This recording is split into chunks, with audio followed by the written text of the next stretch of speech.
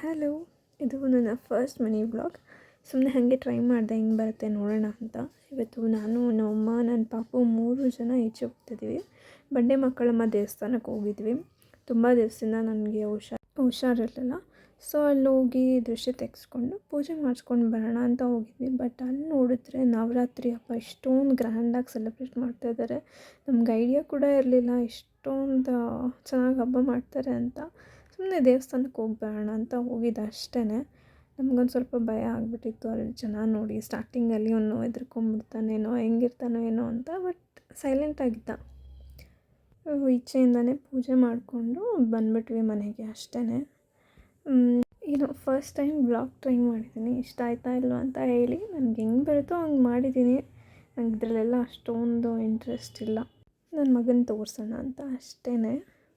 And ತುಂಬ ಜನ ನನಗೆ ಡಿ ಎಮ್ ಮಾಡ್ತಾಯಿರ್ತೀರ, ವ್ಲಾಗ್ ಮಾಡಿ ಏನಕ್ಕೆ ವ್ಲಾಗಲ್ಲಿ ಕಾಣಿಸ್ಕೊತಾ ಇಲ್ಲ ಅಂತ. ನಾನು ನಮ್ಮಮ್ಮನ ಮನೇಲಿರೋದ್ರಿಂದ ವ್ಲಾಗಲ್ಲಿ ಕಾಣಿಸ್ಕೊತಾ ಇಲ್ಲ ಅಷ್ಟೇ. ನಮ್ಮ ಮನೆಗೆ ಹೋದ್ಮೇಲೆ ಖಂಡಿತವಾಗ್ಲೂ ವ್ಲಾಗ್ ಮಾಡ್ತೀನಿ, ಟ್ರೈ ಮಾಡ್ತೀನಿ. ಈಗ ಸದ್ಯಕ್ಕೆ ಮಿನಿ ವ್ಲಾಗ್ ಥರ ಮಾಡೋಣ ಅಂತ ಅಂದ್ಕೊಂಡಿದ್ದೀನಿ. ಈಗ ನೆಕ್ಸ್ಟ್ ನಾನು ಯಾವಾಗ ಈ ಥರ ವ್ಲಾಗ್ ಹಾಕ್ತೀನೋ ಗೊತ್ತಿಲ್ಲ. ನಾನು ಮನೆಯಿಂದ ಈಚೆ ಹೋದರೆ ಮಾತ್ರ ವಿಡಿಯೋ ಮಾಡಿ ವ್ಲಾಗ್ ಹಾಕೋದು. ಮನೇಲಿದ್ದರೆ ನನಗೆ ಅಷ್ಟೊಂದು ವಿಡಿಯೋ ಮಾಡಬೇಕಂತ ಅನಿಸಲ್ಲ. ಪಾಪು ವಿಡಿಯೋನ ಮಾತ್ರ ಹಾಕ್ತೀನಿ ಅಷ್ಟೇ. So thank you. ಇಷ್ಟ ಆದರೆ ಲೈಕ್ ಮಾಡಿ ಪ್ಲೀಸ್.